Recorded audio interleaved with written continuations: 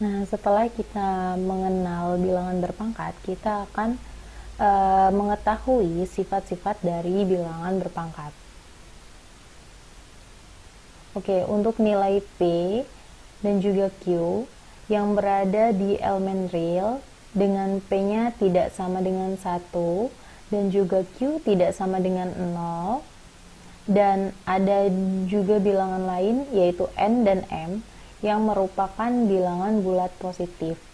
Maka berlaku P pangkat M dikali P pangkat N itu sama dengan P pangkat M ditambah N. Oke, untuk penjelasannya, sebagai contoh nih ya, misalkan kakak punya bilangan berpangkat yaitu 2 pangkat 3. Ini sebagai P pangkat M. Kemudian dikalikan dengan 2 pangkat 5. Oke, ini sebagai P pangkat N. 3 sebagai M, 5 sebagai N. Sekarang untuk menghitungnya gimana? Kita jabarkan 2 pangkat 3, yaitu 2 kali 2 kali 2. Sedangkan 2 pangkat 5, ini kan dikali dengan 2 pangkat 5 ya, berarti ini dikali dengan 2 pangkat 5, 2-nya ada 5 kali. 1, 2, 3, 4, 5. Oke. Nah, sekarang jadinya 2-nya ada berapa nih? 1, 2, 3, 4, 5, 6, 7, 8. Nah, berarti ini sama dengan 2 pangkat 8. Itulah kenapa kita cukup dengan menjumlahkan si pangkatnya ini. Karena pangkatnya ini kan adalah banyaknya perkalian berulang dari bilangan pokok nih, seperti ini, 3 kali dengan 5 kali, jadi cukup ditambahkan saja. Oke. Sifat yang kedua yaitu P dipangkatkan M dibagi dengan P dipangkatkan N, maka sama dengan P pangkat M dikurang N. Penjelasannya gimana? Jadi seperti ini. Misalkan kakak punya 3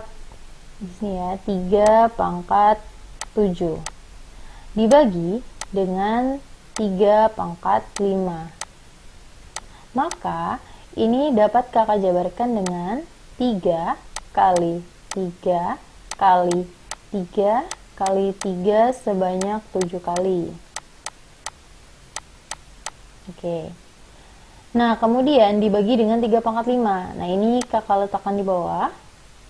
3 pangkat 5 berarti 1, 2, 3, 4, 5. Nah, untuk bisa menyederhanakan perkalian dan pembagian ini, maka kita bisa langsung mencoret jumlah angka 3-nya, yaitu di atas dan di bawah jumlahnya sama. Nah, kalau di atas 3 kita coret juga yang di bawah 3, coret satu lagi, ya. Sehingga tersisalah 3 kali 3 atau 3 pangkat 2. Itulah kenapa kita cukup mengurangkan pangkatnya saja, karena si pangkatnya ini melambangkan banyaknya angka 3 dan nanti angka 3-nya kan akan dicoret nih. Jadi dia akan berkurang. Tuh. Oke, kita lanjut lagi ke sifat yang ketiga, yaitu P pangkat M dipangkatkan lagi dengan N, maka akan sama dengan P pangkat M dikali N. Jadi itu maksudnya dikali ya. Nah, penjelasannya seperti ini. Nah, misalkan kakak punya bilangan 3 pangkat 2. Ini adalah P pangkat M-nya. Kemudian dipangkatkan lagi dengan N atau dipangkatkan lagi dengan 3 deh. Nah, ini kan akan sama dengan 3 pangkat 2 dikali 3 pangkat 2 dikali 3 pangkat 2. Benar ya? Tuh, jadi dia 3 pangkat 2-nya dipangkatkan 3, berarti 3 pangkat 2-nya 3 kali diulangnya. Nah, kemudian kita jabarkan lagi. 3 pangkat 2 ini kan sama dengan 3 kali 3. 3 pangkat 2 yang keduanya adalah 3 kali 3. Begitu juga dengan 3 pangkat 2 yang ketiga. Oke, sehingga 3 perkalian 3-nya berulang sebanyak 1, 2, 3, 4, 5, 6 kali, yaitu sama dengan 3 pangkat 6. Nah, jadi ini kenapa kita boleh langsung mengalihkan saja pangkatnya gitu. Sifat yang keempat, yaitu P dikali Q dipangkatkan M, itu akan sama dengan P pangkat M dikali Q pangkat N. Oke, untuk penjelasannya seperti ini. Nah, misalkan kakak punya 2 dikali 3 dipangkatkan dengan 2. Maka, ini kan akan sama dengan 2 kali 3 kali 2 kali 3. Kalau misalkan kurungnya kita hilangin kan jadi 2 kali 3 kali 2 kali 3 gini ya. Nah, 2-nya ada 2 kali, sehingga akan sama dengan 2 pangkat 2. Dan 3-nya juga ada 2 kali, berarti sama dengan 3 pangkat 2 juga. Jadi dia ketika ada 2 buah bilangan pokok dipangkatkan dengan suatu pangkat tertentu, nah maka dia nanti pangkatnya punya masing-masing gitu. Sifat yang kelima yaitu P per Q dipangkatkan dengan M sama dengan P pangkat M per Q pangkat M. Ini pada prinsipnya sama ya dengan yang perkalian. Maka punya bilangan 3 per 2. Oke. Nah, dan ini dipangkatkan dengan 3. Maka akan sama dengan 3 per 2 kali 3 per 2 kali 3 per 2. Nah, yang di atas 3-nya berulang sebanyak 3 kali atau sama dengan 3 pangkat 3. Dan yang di bawah juga jadi 2 pangkat 3. Nah, jadi sama aja kalau kita langsung memecah pangkatnya satu per satu. Begitulah penjelasan dari sifat-sifat bilangan berpangkat. Selain itu, kita juga akan belajar mengenai pangkat bulat negatif. Nah, pada pangkat bulat negatif, jika ada A pangkat negatif M sama dengan 1 per A pangkat M. Pada pangkat bulat negatif, kita berangkatnya dari yang pangkat bulat positif, karena kita sudah belajarnya yang pangkat bulat positif. Nah, jadi sebagai contoh seperti ini nih. Kakak punya bilangan 1 per 3 pangkat 5 misalkan. Nah, 1 ini kan sama dengan 3 pangkat 0. Karena berapapun dipangkatkan 0 hasilnya 1. Dan yang di bawah tetap 3 pangkat 5. Oke. Nah, kemudian kita menggunakan sifat dari pembagian dua buah bilangan berpangkat, yaitu pangkatnya dikurang ya, sehingga sama dengan 3 pangkat 0 dikurang 5. 0 dikurang 5 kan hasilnya negatif 5. Nah, itulah kenapa dari 1 per 3 pangkat 5 itu bisa berubah ke atas tapi menjadi 3 pangkat negatif 5. Begitu juga sebaliknya, ketika kakak punya 3 pangkat 7, ini nanti bisa berubah menjadi 1 per 3 pangkat negatif 7. Nah, selanjutnya pangkat 0. Sebenarnya ini yang tadi kakak jelaskan ya, yang pangkat 0 ini. Jika P elemen real dan P tidak sama dengan 0, maka P dipangkatkan 0 sama dengan 1. Jadi intinya, berapapun bilangan ketika dipangkatkan 0 sama dengan 1. Tapi syaratnya P-nya ini tidak boleh 0. Nah, jadi boleh ya kalau misalkan kakak tulis 3 pangkat 0, itu hasilnya 1. 7 pangkat 0, ya 1. 1000 dipangkatkan 0 juga tetap 1. Pokoknya berapapun dipangkatkan 0, tetap 1, kecuali 0 pangkat 0. Oke, sebagai contoh, kita akan mengkombinasikan beberapa sifat untuk dikerjakan. Nah, misalkan seperti ini nih. Ada A pangkat 3 dikali dengan B pangkat 2.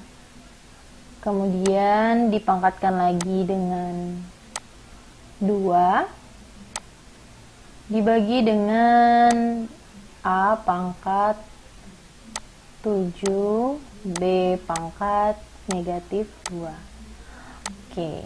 Nah, untuk cara mengerjakannya, kita mulai dari sifat-sifatnya dulu nih. Kita tetap sama mengerjakannya dari yang di dalam kurung terlebih dahulu. ada A pangkat 3 dikali B pangkat 2 dipangkatkan 2. Nah,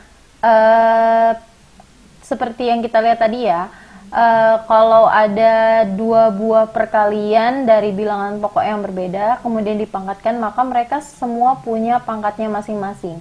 Sehingga nih bisa dipisah menjadi A pangkat 3 dipangkatkan lagi dengan 2. B pangkat 2 dipangkatkan lagi dengan 2. Kemudian ini yang di bawah A pangkat 7 dan B pangkat negatif 2. Setelah itu kita ingat lagi sifatnya. Untuk perpangkatan yang dipangkatkan lagi itu pangkatnya dikalikan. Sehingga ini berubah menjadi A pangkat 3 dikali 2. Nah ini menjadi B pangkat 2 dikali 2. Per A pangkat 7B pangkat negatif 2.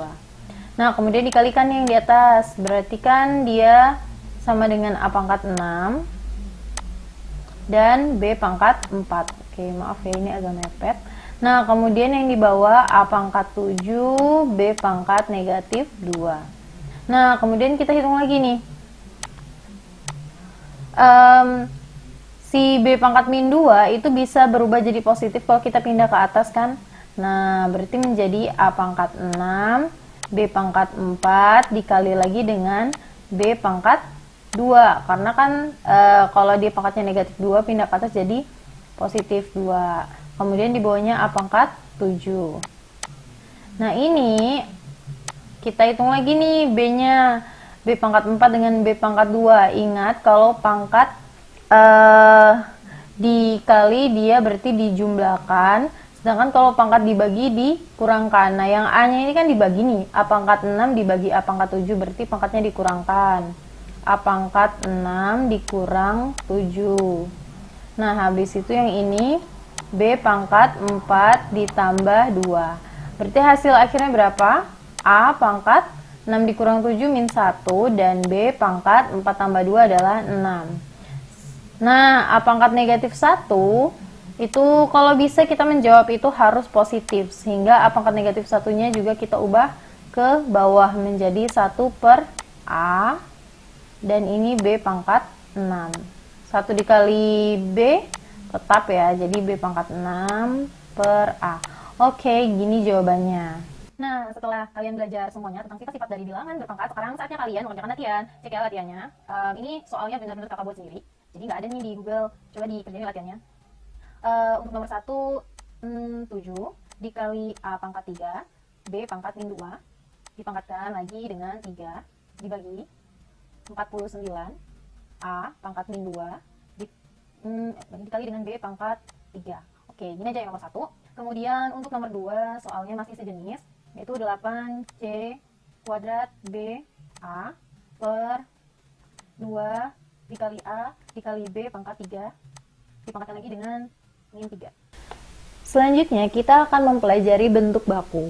Semua bilangan real B elemen R dapat digunakan dalam bentuk baku sebagai A dikali 10 pangkat N dengan N elemen bulat, dan A itu berada dari 1 sampai 10 dan B sama dengan A dikali 10 pangkat N. Oke, mungkin kalau kita ngeliat definisinya ini nih kayak ribet banget gitu. Tapi sebenarnya ini simple banget sih di aplikasinya.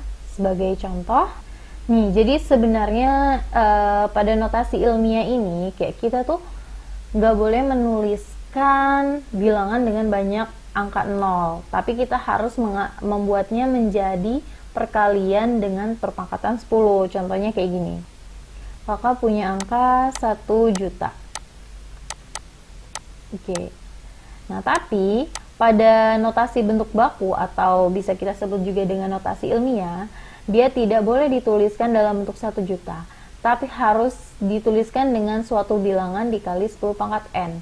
Nah, karena bilangan di depannya ini cuma 1, jadi A-nya ini kita gantinya 1. 1 dikali 10 pangkat berapa nih kira-kira? Biar bisa sejuta, berarti 10-nya kita hitung berdasarkan nolnya. 1, 2, 3, 4, 5, 6. Nah, berarti 10 pangkat 6.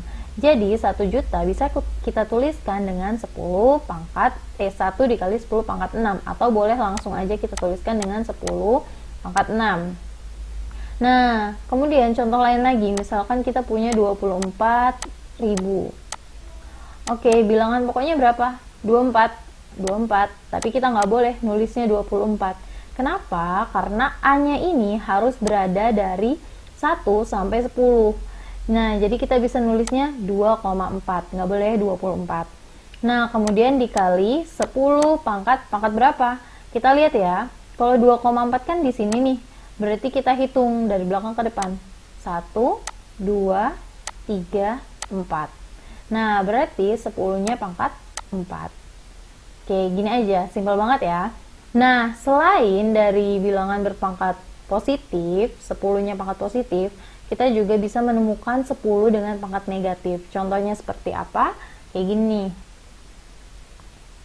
Misalkan kita punya bilangan 0,1. Nggak usah jauh-jauh ya. 0,1 aja. Kita akan tuliskan dalam bentuk baku atau dalam bentuk notasi ilmiah.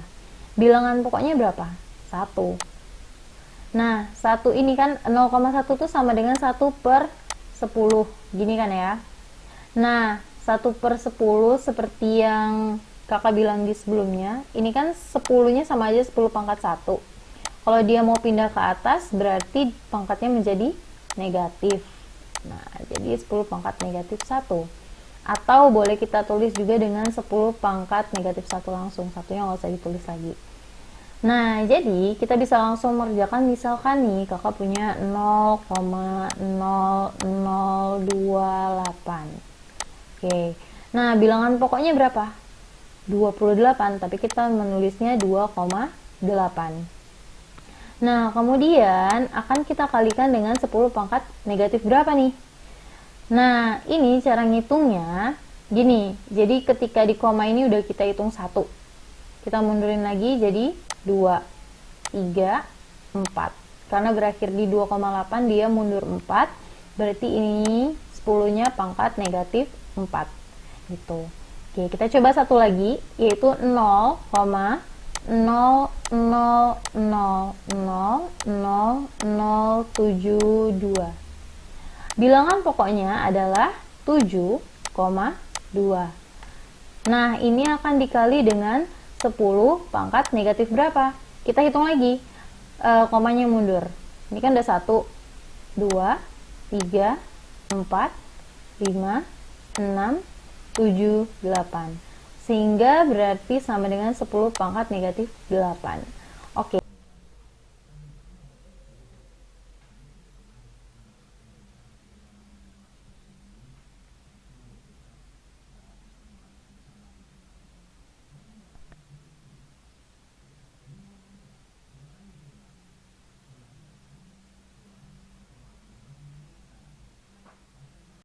Dan segitu aja, ini materi tentang sifat-sifat dari bilangan berpangkat.